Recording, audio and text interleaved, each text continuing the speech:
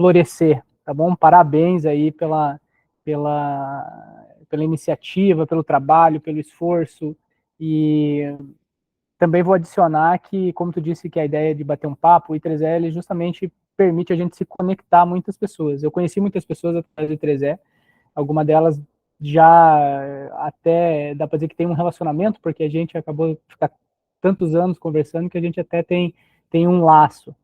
Então, eu acho que isso que é o que mais a gente pode aproveitar do Instituto, e espero que todo mundo possa fazer o uso dessa estrutura com a porta que você está abrindo.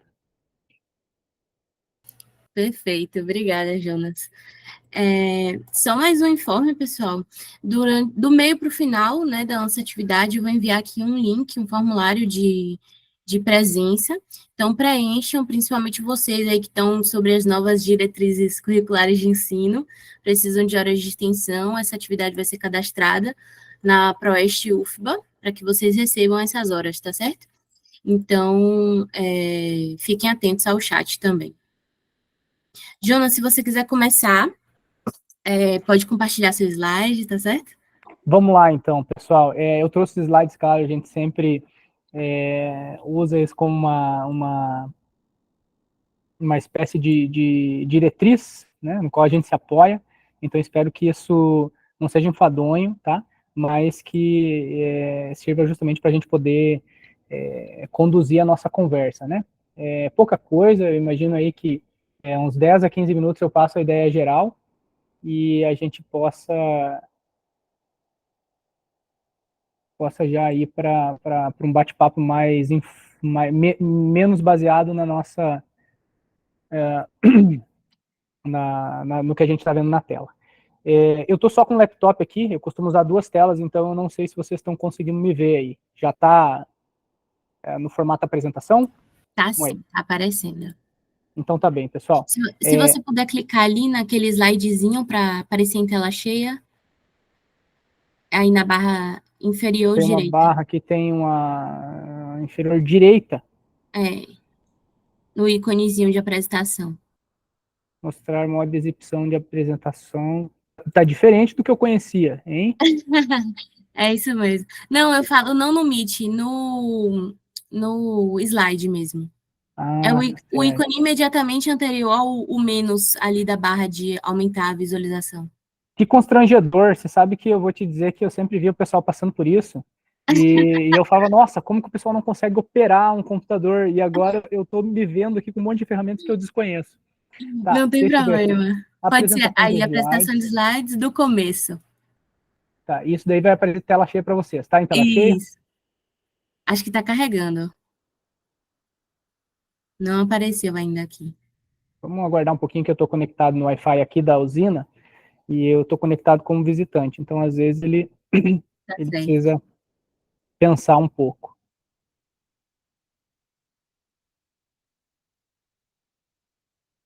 Nada ainda?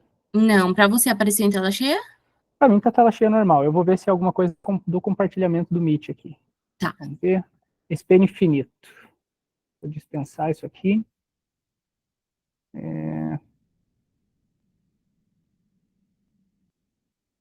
Vocês estão vendo o PowerPoint como aplicativo, né? Como eu estou vendo aqui na telinha. Tá, ok. Deixa eu ver do começo. Preto de novo? Continua o aplicativo só. Eu acho que você está compartilhando só o programa. Tá, então vamos fazer o seguinte, deixa eu parar o compartilhamento. Tela cheia. Será que isso aqui vai funcionar? Acredito que sim. Como é que tá aí Pronto, agora agora? foi. Agora Queria está perfeito. O Meet agora tem menus, eu não conhecia isso antes. Isso foi uma novidade para mim, tá? Me desculpe, pessoal, tá? Tranquilo. Então tá, eu estava conversando com a Moira logo mais cedo. Antes de mais nada, quero agradecer, tá? O convite. Eu fico muito honrado de poder conhecer pessoas novas e me realimentar com as perspectivas que vocês também têm, né? Dessa etapa da vida de vocês. E poder também criar conexões que no futuro pode ser conexões profissionais, a gente pode vir a trabalhar junto, né? Então, agradecer no papel da Moira, o ramo, né, da Universidade Federal da Bahia. Agradecer também o pessoal aqui do ramo estudantil da UniOeste, né, que também fez essa atividade de se aproximar. E também agradecer o coordenador do Comitê de Engajamento, que estão aí promovendo essa atividade, que é esse bate-papo que permite a gente se conhecer, tá? Então, coloquei um pouquinho das figuras aí de todo mundo, né? Tem o Parque Tecnológico também, tem a Itaipu, que me disponibilizou esse tempo que eu estou tendo para conversar com vocês, então está todo mundo aí listado, né? Antes de mais nada, né? Quem sou eu? A Maria já fez uma pré-apresentação, eu sou formado aqui em Foz do Iguaçu, né? Na verdade, eu sou gaúcho e vim para cá para fazer engenharia elétrica. A UniOeste é uma universidade que teve uma contribuição na criação do curso dos próprios profissionais da Itaipu, então a gente tem no nosso DNA aí uma conexão, né, próxima, e depois que eu fiz o curso, eu também fiz um mestrado no Instituto de Tecnologia, lá em São Paulo, e também fiz o doutoramento lá na Federal de Santa Catarina, né. Eu tive oportunidade nessa trajetória de conhecer pessoas do Brasil inteiro, e o Brasil é um país fascinante, com toda a sua diversidade cultural, e de perspectivas, de visões, assim, um país muito bonito, né? Então, a minha formação acadêmica é essa aí. Do ponto de vista profissional, eu estou há 17 anos, como a Moira também falou, perfeito, aqui na Itaipu. Comecei aqui em 2007, e eu também fui professor da UniOeste durante quase 5 anos, né? Coloquei uma barrinha aí que ilustra um pouquinho a linha do tempo, né? Fui diretor técnico do Instituto de Tecnologia Aplicada, também aqui em Foz do Iguaçu, e hoje eu sou conselheiro no Parque Tecnológico de Itaipu, né? Então, diferentes facetas aí onde eu desenvolvi minha profissão, e cada uma delas tem a sua beleza e a sua intensidade. Tem duas figurinhas ali embaixo, né, que são o logo do I3E e do Sigre. Eu sou membro do I3E praticamente toda a minha vida profissional, e do Sigre também, tá? Então, eu costumei, durante um tempo, fazer publicações e participar de conferências do I3E e do Sigre. Hoje eu estou um pouco menos ativo no sentido de tentar selecionar um pouco mais quais atividades a gente pode fortalecer e daí voltar a ter uma atividade um pouco mais ampla. Estou participando agora também desse comitê de engajamento da indústria, onde do I3E, né, aqui da região 9, que é a nossa região da América Latina. A nossa intenção é fazer crescer a atividade profissional dentro do I3E, né? Buscar as pessoas nas empresas, trazer elas para o I3E e poder criar atividades e sinergia entre os profissionais da indústria e o Instituto. Então, isso é um escopo de quem sou eu, né? O que eu faço, né? Bom, eu coloquei uma fotinho da nossa equipe aqui da Itaipu, né? Então, essa fotinho aqui da esquerda basicamente todo mundo que trabalha comigo lá na divisão de estudos elétricos e normas, né? E a gente tem, dentro da nossa instituição, dentro da Itaipu, a gente tem como responsabilidade fazer o planejamento elétrico, né? Então, basicamente, o que a gente faz é uma extensão daquilo que vocês veem na faculdade. A gente faz modelos matemáticos, a gente roda simulação computacional, a gente desenvolve também aparatos para simulação, então tem muita coisa nesse sentido. A gente também tem a atribuição de fazer ajustes e testes em proteções elétricas. Vou tentar colocar aqui um ponteirozinho para a gente poder, né? A gente faz também trabalhos aí de ajuste e teste de proteções elétricas, que é basicamente você configurar dispositivos, mas também testá-los. Então, tem aqui uma foto de um laboratório, né, onde tem um teste de um dispositivo desse de proteção sendo feito. E a gente também tem como atribuição, né, a nossa equipe, redigir normas operacionais que dizem basicamente aquilo que é esperado que seja executado, né, na Itaipu para que ela possa gerar energia. Então, isso daqui basicamente é o meu dia a dia, tá? E, claro, além da atividade em si, cada uma dessas atividades que são realizadas tem muita interação, então a gente, dá para ver aqui na foto que a gente está bem próximo ali, a gente está sempre discutindo muita coisa, e a gente tem um amparo também de estagiários que estão aqui na foto, né? A gente tem relações externas, né, com universidades, com os próprios institutos, né, no Sigre, no ITREZE, e também com várias empresas do setor, né, tanto do setor brasileiro como do setor também internacional, claro, né, a Itaipu ela é uma empresa que fica na fronteira entre o Brasil e o Paraguai, então é inevitável que a gente tenha também um contato muito próximo com o Paraguai. Relacionamentos que a gente tem, né, no nosso trabalho, né. O principal relacionamento que a gente tem com a academia, por assim dizer, com a universidade, através do nosso programa de estágio, né? Então, essa figura aqui eu tirei lá do site de Itaipu Nacional, tá? Tem também o e-mail de contato, e... desculpa. E o programa de estágio de Itaipu é um programa contínuo, tá? A Itaipu admite estagiários de diversas áreas, mas aquela que a gente tem mais contato são os estagiários de engenharia elétrica, né? Embora a gente tenha também recebido estagiários de engenharia mecânica. Então, eu enfatizo que essa é uma forma de conhecer a empresa, de entender como é que ela funciona do ponto de vista corporativo, quais são as atividades, são as ações que são tomadas. Então, para todo mundo que é acadêmico, essa é uma porta que é aberta, né? E na nossa divisão a gente tem atualmente 4 vagas de engenharia elétrica e 1 vaga de engenharia mecânica. Então são 5 estagiários, né? Basicamente hoje o que a gente tem recebido? A Itaipu tem um convênio com a UniOeste, e a partir desse convênio a gente recebe estagiários da UniOeste. Esse programa é contínuo também, então a gente recebe de forma rotineira, né? Todo ano tem gente nova chegando. Mas a gente também fez um contato com a Universidade Tecnológica Federal do Paraná, o antigo Cefet, né? Que tem universidades em todo o Brasil, né? Mas a gente fez aqui no Paraná por proximidade mesmo, e eles têm enviado também um estagiário todo ano. E de forma eventual, a gente recebe estagiários de outras áreas que entram em contato diretamente e são direcionados para a nossa divisão, né?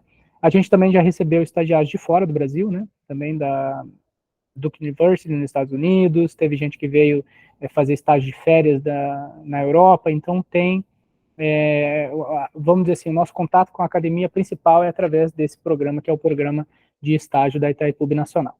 Que mais? A gente, então, tem esse relacionamento com os institutos, né? No ITREZE, através dos eventos ou ações específicas. Eu faço parte hoje de uma força-tarefa do comitê de performance de sistema elétrico, né? Então, essa é uma atividade que é feita dentro do SIGRE, e também já fui a algumas conferências do ITREZE. E no SIGRE, a gente também, é a mesma coisa, a gente participa, a gente tem uma nomeação nos comitês de estudos, né? Então, cada área específica de trabalho tem um comitê de estudos e a gente representa a empresa lá dentro, e também através dos grupos de trabalho. Isso aqui é muito legal, tá? Eu vou dizer para vocês que independente da carreira que vocês forem fazer, se for universidade, se for empresa, se for uma carreira aplicada, ou se for uma carreira de escritório, uma das coisas que traz muita satisfação na profissão é a gente criar esses relacionamentos, e esses 2 institutos são muito importantes nessa tarefa, né? A gente tem, como eu disse, relacionamentos com universidades, né? Então a gente recebe estagiários e também tem vários profissionais que foram e até hoje são, né, professores, então esse também é um bom relacionamento que a gente tem. A gente tem um relacionamento com o Parque Tecnológico, que é aqui dentro da região do território da Itaipu, vamos chamar, né? Então a gente tem convênios e serviços que a gente faz com eles, e a gente também tem relações externas com outras empresas através do que a gente chama de comissão mista de operação, né? Que também tem seus grupos de estudos e é formado por várias empresas. Aí aqui eu vou mostrar para vocês, eu acho que talvez aqui seja o ponto que a gente pode interagir mais, tá? As iniciativas que a gente tem, né, atualmente. Eu trouxe algumas que são basicamente atividades que estamos desempenhando, né, da qual eu participo, e que a gente pode ter alguma afinidade e futuramente planejar alguma atividade em conjunto, tá? A gente tem um conjunto de atividades que estão associadas à digitalização de subestações. Se vocês não têm informação em sistemas elétricos, eu fiz uma pequena introdução aqui, né? O sistema elétrico está passando por uma mudança estrutural muito grande. Hoje, o que a gente tem mais comum, né, as instalações, é que todas as informações que vêm para os centros de controle, elas vêm num formato conectado através de fio. A gente costuma chamar isso de fiado, né, vem por cobre. E teve um esforço muito grande, que durou mais de 20 anos, para que se redigisse um conjunto de regras que isso pudesse ser estabelecido através de rede de dados, né? Então, estruturar dados, como que isso poderia sair lá dos equipamentos de potência e vir aqui para o centro de controle em rede de dados. Chegou num ponto de maturidade que os fornecedores, fabricantes estão começando a entregar esses produtos para a gente, né? Só que isso está causando uma disrupção muito grande, porque do ponto de vista de formação, a gente precisa aprender muita coisa em termos de rede, de protocolo, de comando, de teste. Então, vai ter muita coisa nova acontecendo no setor elétrico mundial e a gente está participando disso porque a gente está iniciando uma modernização. Então, eu coloquei uma foto aqui de um centro de controle aqui da Itaipu, dá para perceber que tem esses painéis aqui mais claros, né? Eles têm um formato, assim, parece mais antigo, e é mesmo, vão ser todos, ou tem uma previsão de ser digitalizados, né? Então, nesse processo, a gente tem uma série de iniciativas, né? Uma delas que eu trouxe aqui, que foi iniciada por um estagiário, continuada por um outro estagiário, e hoje também deve ter atividades do estagiário atual, foi o estabelecimento de uma bancada, né? Junto com colaboração lá com o Parque Tecnológico, onde a gente conectou a IEDs com essa nova tecnologia e fez uma série de experimentos para conhecer a tecnologia, para entender como que a gente vai se relacionar com essa tecnologia, o que a gente é capaz de fazer, quais são os pontos fracos, tanto em termos de tecnologia quanto em termos de equipe. Então, essa é uma atividade que está ativa aqui na nossa equipe, né? Uma atividade associada a subestações digitais, tanto em termos de bancada quanto em termos conceituais também. A gente tem uma outra iniciativa que está sendo feita junto com o Parque Tecnológico e com a Universidade de Dublin, que está associada à simulação de sistemas elétricos e que é basicamente um novo framework matemático, um novo arcabouço matemático, né, que está sendo proposto para analisar alguns fenômenos que hoje ainda têm um potencial de ser explorados. Então, essa é uma outra iniciativa que a gente tem. Uma outra iniciativa que praticamente é um trabalho contínuo, analisar o desempenho do sistema elétrico, né? Então, eu coloquei aqui como dinâmica de sistemas elétricos, porque todo o aparato matemático, o aparato de simulação, o aparato de análise, tem um volume muito grande de atividades. Então, a gente sempre tem muitas atividades relacionadas a esse assunto, né? Então, eu coloquei aqui, por exemplo, uma figura de registros que a gente fez do sistema elétrico que está conectado a Itaipu, né? Então, essas oscilações que vocês estão vendo aqui são coisas que chamam muito o interesse da gente, né? Como que elas acontecem, se elas dão um indício de um sistema elétrico saudável ou não, se elas estão podendo ser previstas por simulação ou não. Então, essa é uma atividade que a gente também está em andamento aqui na Itaipu. Coloquei um mapinha do Paraguai aqui porque o sistema onde a gente mediu essas grandezas é um sistema que está instalado aqui na infraestrutura do sistema elétrico paraguaio, então é nesse contexto que tem essa iniciativa, né? Outra atividade que a gente tem é o que a gente chama de desenvolvimento de equivalentes dinâmicos, tá? Qual que é a problemática que a gente tem hoje? O pessoal da comunidade de sistemas de potência desenvolveu um ferramental matemático para poder modelar grandes sistemas elétricos. Esse ferramental matemático, ele usa uma matemática de modelos mais simplificada, mas ele permite simular grandes sistemas. Mas acontece que o que a gente está querendo é usar um aparato matemático onde você consegue modelar o detalhe do sistema elétrico. E aí você não tem mais a capacidade computacional e nem humana de fazer modelos tão extensos. Então, o que a gente faz é modelar os fenômenos desses grandes sistemas em sistemas menores que a gente chama de equivalentes. Então, a gente tem essa atividade em andamento. Coloquei umas figurinhas aí que a gente produziu nessas atividades e a gente já fez alguns artigos e discutiu muita coisa. Tem outras empresas que estão interessadas, então essa é uma atividade que a gente está em andamento e deve seguir por mais alguns anos. A gente tem um grupo de trabalho sobre melhores práticas de ensaio. Esse grupo de trabalho ele envolve pelo menos 10 empresas do setor elétrico, então é muito legal, porque são mais ou menos 40 profissionais, alguns deles com muita experiência, 30, 40 anos de de experiência. É muito legal quando você encontra essas pessoas, eu me espelho muito neles, porque eles contam toda a história cronológica e estrutural do sistema elétrico. Isso existe por causa disso, teve um conflito aqui que foi resolvido dessa forma, né? Então a gente tem esse grupo de trabalho onde essas pessoas se reúnem, e essa também é uma atividade que a gente deve rodar aí pelo menos pelos próximos 2 anos, né? Aplicados aí a proteção e geração elétrica. Outras iniciativas que a gente tem, iniciativas associadas a controle, né? Controladores que tem nos nossos equipamentos. Então, um dos projetos é o projeto Robusto de Estabilizadores. Outro que a gente tem é análise de registros oscilográficos, localização de faltas, né, utilizando registros oscilográficos. Análise da dinâmica, como eu falei, então a gente tem uma específica que é a análise de oscilações eletromecânicas empregando medidas ambientes, então sem que a gente tenha necessidade de ter um evento de grande porte. Cômputo dos erros de modelos de simulação empregando essas medidas que a gente tem do sistema elétrico. Outro ajuste de controle empregando estatística, né?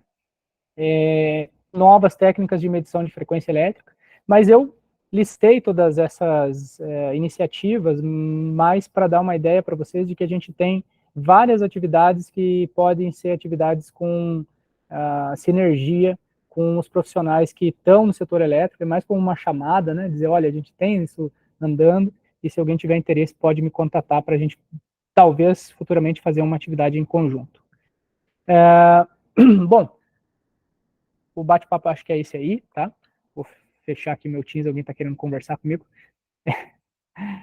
E vou de novo reforçar o agradecimento, tá? Tanto a Moira como, vamos dizer assim, a propositora dessa atividade e quem gerou esse momento para a gente estar aqui juntos, quanto a todos vocês que dedicaram seu tempo para vir aqui e a gente poder conversar um pouquinho, tá? Muito obrigado, de novo, é uma honra estar aqui com vocês, eu espero que a gente possa encontrar atividades afins e fazer o I3E cada vez mais fortes aí na nossa profissão, e isso possa se refletir na carreira de vocês. Obrigado. Tô às ordens, Moira, tá? Fica à vontade Tá de você passar certo. aí, se eu consigo. Obrigada, Jonas. A gente já tem algumas perguntas aqui no chat, então, pessoal, vão mandando aí as curiosidades que vocês querem saber, o que é que vocês querem que o Jonas responda, que a gente vai ler todas aqui. Mas eu vou iniciar com a minha, tá? Vou puxar aqui o privilégio para mim e vou começar com a minha pergunta.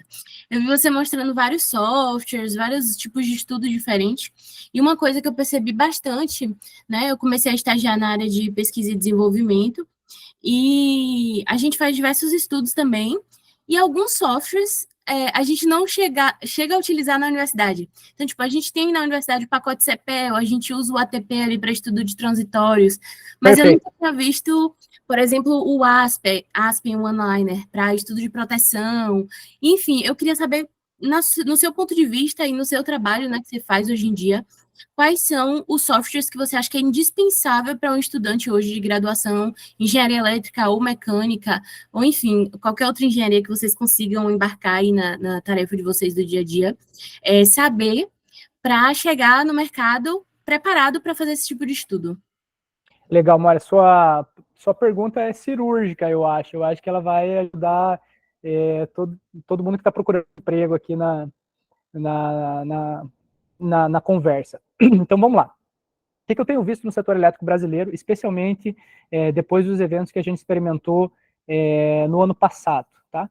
Existe uma tensão muito grande em termos de modelagem, especialmente dessas fontes que são interfaceadas por inversores, né? Se discute muito que os modelos que se hoje tem que ser melhorados, então isso gerou uma tensão até comercial nesse sentido, né? Se solicitou que várias empresas do setor elétrico fizessem modelos ou melhorassem os modelos para que isso fosse fornecido para o operador nacional do sistema e que ele pudesse ter mais confiabilidade ou mais confiança nas simulações que ele está realizando. Então, assim, se a sua projeção, a sua intenção é entrar no mercado elétrico brasileiro, vamos dizer, eu quero arrumar um emprego aqui no Brasil, então eu diria que o pacote CPEL hoje é indispensável, tá? Então, AnaRede, AnaTem, AnaFaz, e eu diria até que um pezinho no Flupot ali é muito importante para essa área de desempenho de sistemas elétricos, tá? Porque essa é a linguagem que hoje é conversada no setor elétrico.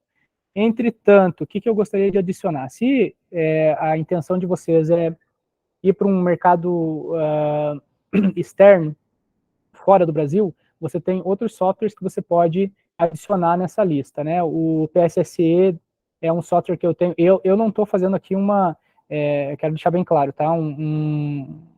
Fazendo aqui uma opinião com relação ao desenvolvedor em si ou com o fornecimento. Eu estou dizendo daquilo que eu vejo que é utilizado com as pessoas que eu converso. Então, esse é um software bastante difundido, né? PSSE, eu vejo que tem outras empresas de outros países que utilizam, então vale a pena também dar uma olhada nesse software.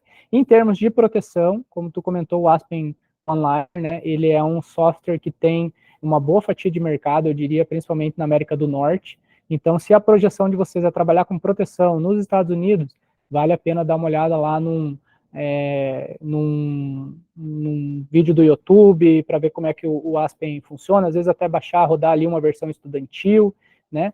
Inclusive, o representante dessa empresa no Brasil, eu acho que ele foi funcionário da Itaipu, então dá para entrar em contato lá com ele, ele fornece essa versão estudantil.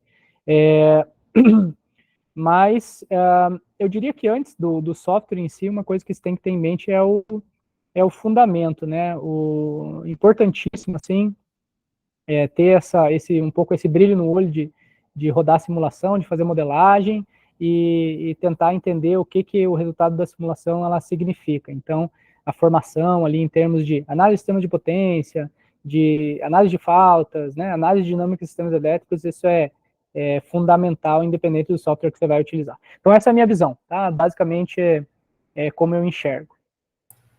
Perfeito, viu? Adorei. Inclusive, vou fazer uma nota aqui, né, que temos pessoas do Brasil e do Paraguai nessa chamada, tá? Ah, é? Vamos ver É. quem são os colegas aqui. Vamos lá, a gente tem mais uma pergunta aqui. A primeira foi de Akinato. Akinato é voluntário lá do ramo UFBA. E ele perguntou: quais atividades extracurriculares você fez durante sua graduação na UniOeste? Monitoria, iniciação científica? Boa pergunta. Eu fiz monitoria e iniciação científica. Na época que eu fiz, e é engraçado falar dessa forma porque eu nunca me vi dessa maneira, mas a gente não tinha tantas possibilidades, né? Realmente hoje você tem uma profusão de atividades e a grande dificuldade é você selecionar quais que você quer que vão ter mais impacto no seu desenvolvimento. Nesse sentido, talvez eu vou tentar responder nessa linha, eu diria para você o seguinte, você tentar se visualizar quais seriam os trabalhos que você gostaria de fazer.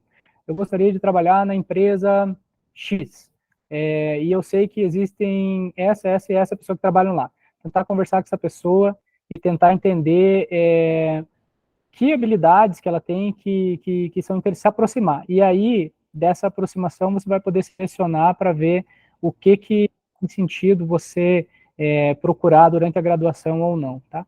Mas eu diria para vocês o seguinte, assim, que eu tenho visto na minha trajetória, que buscar se aproximar das pessoas, além da formação técnica, é uma coisa que vai fazer grande diferença na carreira de vocês. Comunicação, amizade, né, coletividade, realmente isso tem um efeito duradouro e impactante. Então, se você vai para a área acadêmica, basicamente a iniciação científica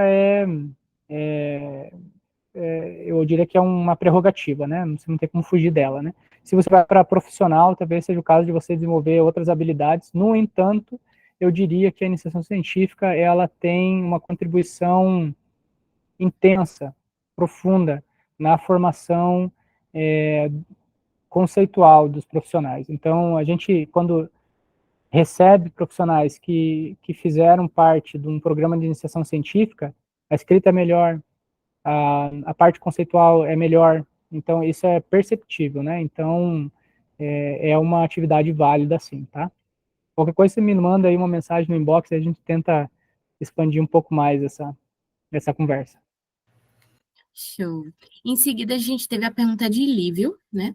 Ele falou: para a digitalização das subestações, a norma IEC 68150 vem sendo utilizada como base para essa mudança? Outra pergunta cirúrgica, Lívio. Que acontece? Eu diria que o 61850 é o divisor de divisor de águas em termos de tecnologia aí. Então, assim, eu participo de vários grupos no setor elétrico brasileiro, e isso, vou tentar encontrar as palavras aqui, isso está tomando de assalto o setor elétrico brasileiro. O que eu quero dizer com isso? Isso vem e vai modificar todas as infraestruturas do setor elétrico brasileiro. Vai ter muito dinheiro envolvido, vai ter muita vaga de emprego envolvido, vai ter muita obra, né? Vai ter mudanças nas grades curriculares, né? Então, sim, eu diria que a 61850 é a espinha dorsal da digitalização do sistema elétrico brasileiro, né? Isso daí vai ser o novo vocabulário que a gente vai falar. Tu vê, a gente está bem no momento que isso está acontecendo, a gente está transitando. Nesse momento, as subestações, exceto alguns casos específicos, não estão nessa tecnologia, tá? Isso está sendo modernizado nesse momento, o pessoal está fazendo obras agora, né? Ou iniciando agora, ou está fazendo agora. Então, é uma coisa que vai acontecer nos próximos 5, 6, 7, 8 anos, de forma mais intensa, e daí sim vai envolver todos os profissionais que têm essa expertise. Nesse momento a gente discute, a gente não está preocupado, né? Mas sim, é a 61850. Eu acho que acabou já respondendo, mas ele também perguntou em seguida se você podia explicar um pouco dos desafios da digitalização de subestações, e já conectando com outra pergunta de Ana Beatriz, que é qual a diferença entre o termo digitalização de subestação e automação de subestação? Tá bom. Com relação... a primeira pergunta do livro foi com relação às mudanças que a gente espera que aconteçam? Isso, os desafios nesse processo. Desafios, tá. Então, assim, ó, do ponto de vista profissional, vocês, eu, a gente vai precisar absorver conceitos de redes, tá? Então, a gente vai ter que entender por que um dispositivo não comunica com o outro através de uma rede que é definida por IP, ou que tipo de estrutura que tem uma rede Ethernet, ou quando um dispositivo falha, o que isso tem a ver com o tráfego de rede, né? O que significa determinado conjunto de protocolos, né? O que é... Então, assim, o primeiro é o vocabulário. Eu acho que isso a gente vai precisar aprender. Então, esse é um desafio da formação, né? Um desafio da nossa profissão. Agora, existe também desafios técnico-econômicos, né? A gente vai passar por um processo onde você vai trocar uma tecnologia, então as tecnologias que vão ser estabelecidas precisam maturar, né? Elas vão apresentar desafios no próprio funcionamento, né? Vai deixar de funcionar, vai ter problemas que a gente não conhece hoje, que a gente vai conhecer quando essas coisas começarem a funcionar. Então, então tem desafios aí do ponto de vista prático, né? Que vão acontecer. Né? Então, eu diria que os maiores desafios são esses, são a gente se formar para que essa tecnologia venha e a gente poder tratar os problemas que vão ser encontrados nesse processo de mudança de tecnologia. E a pergunta da Ana, é isso?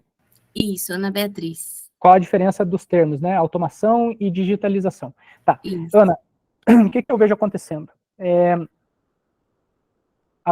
O setor elétrico no Brasil e no mundo, ele era formado na década de 90, 2000, na minha visão, tá? Essa é a minha interpretação, por pequenas ilhas. Então, você tinha ilhas que trabalhavam, por exemplo, com estudos elétricos de desempenho, ilha que trabalhava com proteção, ilha que trabalhava com telecomunicação, e conforme as empresas vão amadurecendo as tecnologias, vai tendo uma espécie de fusão dessas áreas, né? Então, termos que antes eram bem definidos dentro de uma determinada área, da área de proteção, por exemplo, quando essa área, vamos dizer assim, passa por uma fusão com a área de redes, eles já sofrem de uma certa ambiguidade. Então, na verdade, muitas vezes você fala digitalização e a pessoa vai entender um determinado assunto, né? Vai dizer assim, legal, a gente está falando de um dispositivo que hoje é eletromecânico ou ele é eletrônico e ele vai passar a ser software. Então, isso é digitalização? Do ponto de vista conceitual, isso é digitalização. Dentro do grupo de proteção, esse é o entendimento que o pessoal tem? Não é exatamente isso. Você precisa se aproximar dessas pessoas, conversar com elas para você poder criar essa visão do que exatamente elas estão falando. Então, por exemplo, subestações full digital, como o pessoal eu tenho ouvido falar por aí. existe uma linha que diz o seguinte: você digitaliza todo o processo, desde a medição.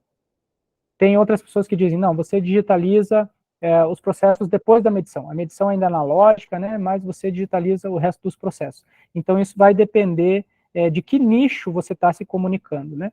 Eu diria o seguinte: a automação, em termos de proteção e subestação, é um conceito mais amplo, tá? Então, isso faz parte de todos os processos que você inclui alguma forma de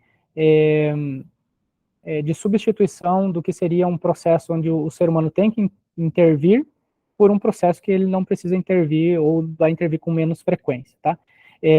E a digitalização, ela já começa a segmentar por assuntos específicos. Então, tem a digitalização dos dispositivos como IPs, então eu diria que é um conceito mais estreito, né, que se aplica a casos específicos. Então, automação, eu diria que, no ponto de vista da minha profissão, é tratado como um assunto mais amplo, né, que afeta várias áreas, e digitalização a processos específicos. Um controle, uma proteção, um sistema, mais nesse sentido.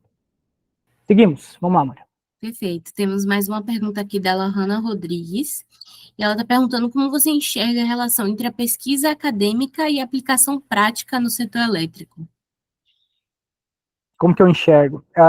Eu vou colocar, e aí eu quero que tu interprete da seguinte maneira, assim. Eu tenho crenças muito profundas e arraigadas, com raízes muito profundas, de que a educação, ela realmente é uma ferramenta para o desenvolvimento da sociedade, para o desenvolvimento do ser humano, e até para o desenvolvimento das pessoas, como gerar oportunidades para quem acha que não veio das melhores condições. Então, eu acho que a educação é um caminho. Tanto é assim que, embora eu fiz uma profissão, vamos colocar assim, eu fui para a prática, eu fiz mestrado, eu fiz o doutorado, eu fiz pesquisa, eu fui professor, é porque essa é uma crença que está dentro do meu coração de verdade, sabe? Eu acho que vale a pena.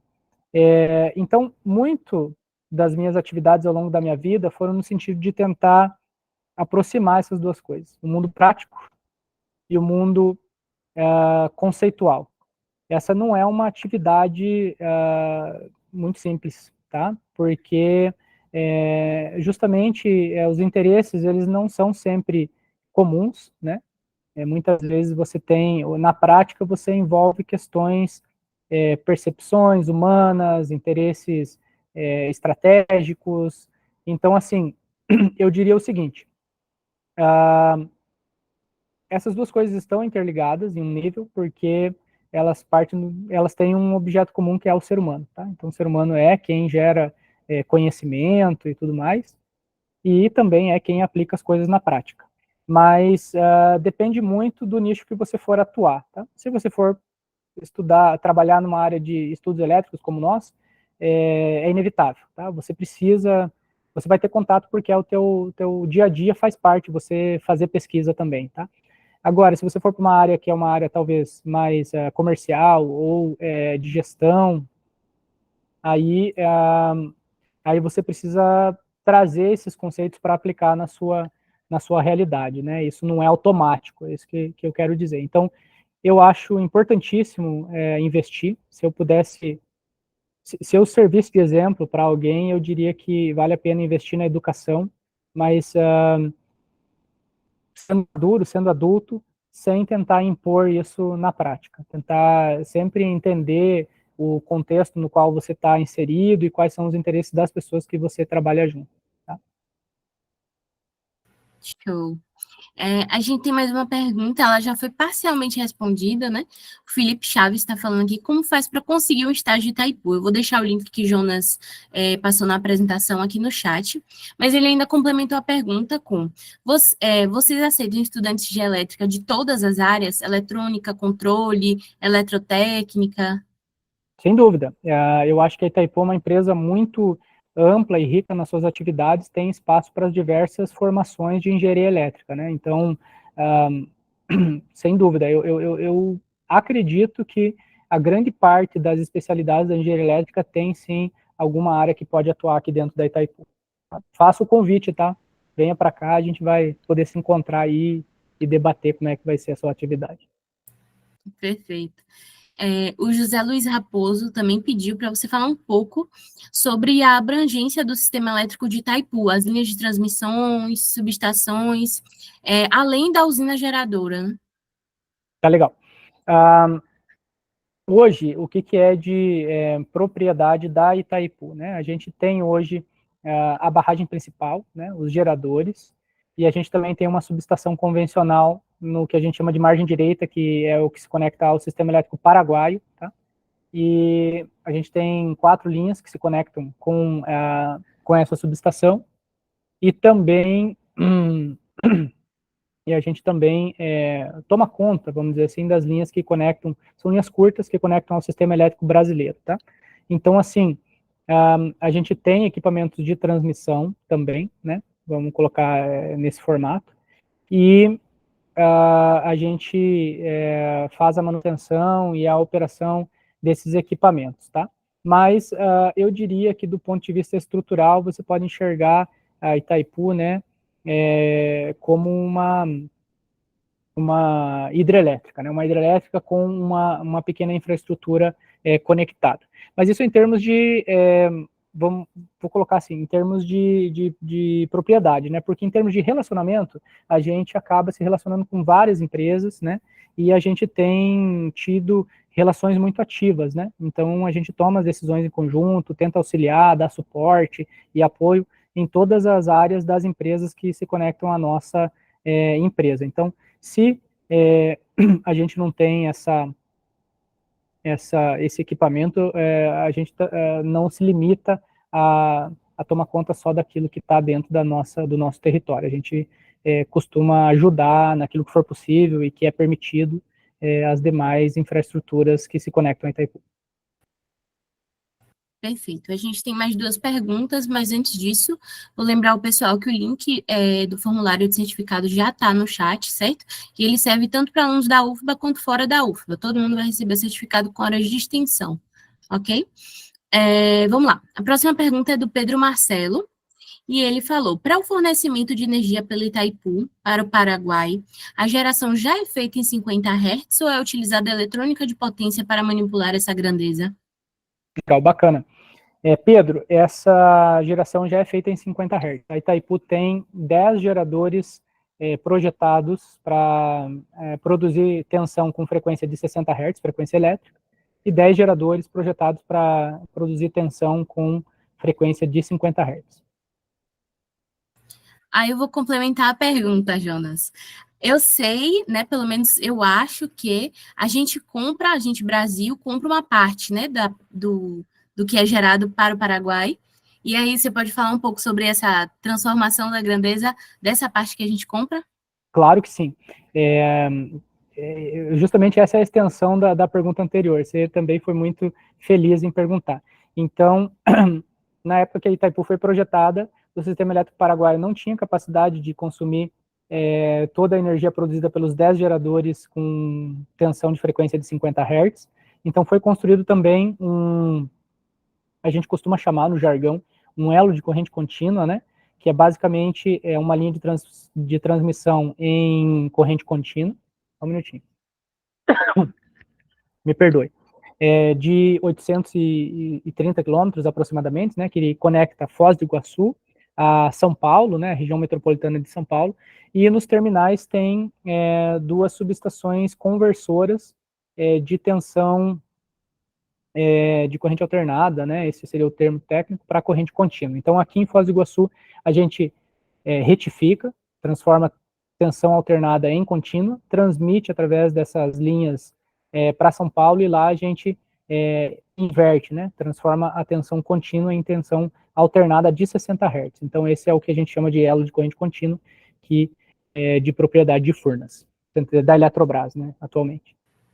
Perfeito, respondido. E aí, para finalizar, a última pergunta de Andressa Xavier. Ela está perguntando quais são os sistemas de supervisórios utilizados. Sistemas supervisórios utilizados em Itaipu? Acredito que a pergunta foi para Itaipu. Tá bom, Andressa, a gente tem dois sistemas supervisórios principais, tá? Um que fica na barragem, né? Dois sistemas escada, né? Como são chamados no jargão brasileiro. Aqui na barragem, a gente utiliza um que ele é fornecido sob a nomenclatura de NMR5, que seria o Ranger, né? Eu entendo que no setor elétrico brasileiro, eu só tive contato com poucas empresas que utilizam essa tecnologia, né? E a gente tem um outro supervisório na subestação convencional. Eu não me recordo exatamente o nome técnico dele, mas o jargão do setor elétrico é SCC, né? Então, a gente tem esses dois sistemas supervisórios. Eu sei que não são os mais comuns, né, no setor elétrico brasileiro, mas em termos de estrutura, né, é basicamente a mesma que se conhece dos outros, né? Tem as unidades remotas, né, que ficam próximas dos equipamentos, fazem a digitalização e também fazem a execução dos comandos, tem as conexões por rede e tem esse sistema computacional que permite a gente supervisionar e controlar as grandezas da planta e da subestação convencional. O que mais a gente tem aí? Vamos lá. Tem mais uma perguntinha que surgiu aqui no final, do José Luiz Raposo também. Ele perguntou se a operação, né, da linha de transmissão CC e das subestações conversoras são operadas por Itaipu. Excelente pergunta, José. Não. Quem executa essa operação é a Eletrobras, né? Eletrobras Furnas era no passado, e sob a coordenação no Brasil, né? No Brasil a coordenação é feita pelo Operador Nacional do Sistema, né? Mas quando a gente vai efetuar também essas atividades, a Itaipu faz um meio entre os sistemas, né? Então coordena essas atividades com o operador paraguaio, com o operador brasileiro. E a execução daí é da Eletrobras. Chegou mais pergunta, viu, Jonas? Vou lendo. Vamos lá. Pedro Marcelo está perguntando aqui. A comunicação em linha de potência, Powerline Communication, é utilizada na abrangência de Itaipu? A comunicação, deixa eu entender, Pedro, você está falando de comunicação entre dispositivos? Seria uma espécie de Powerline Communication entre as proteções, ou não, você está usando comunicação verbal entre os centros de controle? Pedro, Bom, se você quiser abrir o microfone também, fica à vontade, tá? Opa, muito obrigado. Eu já estava digitando. Tá dando para ouvir certinho? estamos ouvindo, Pedro.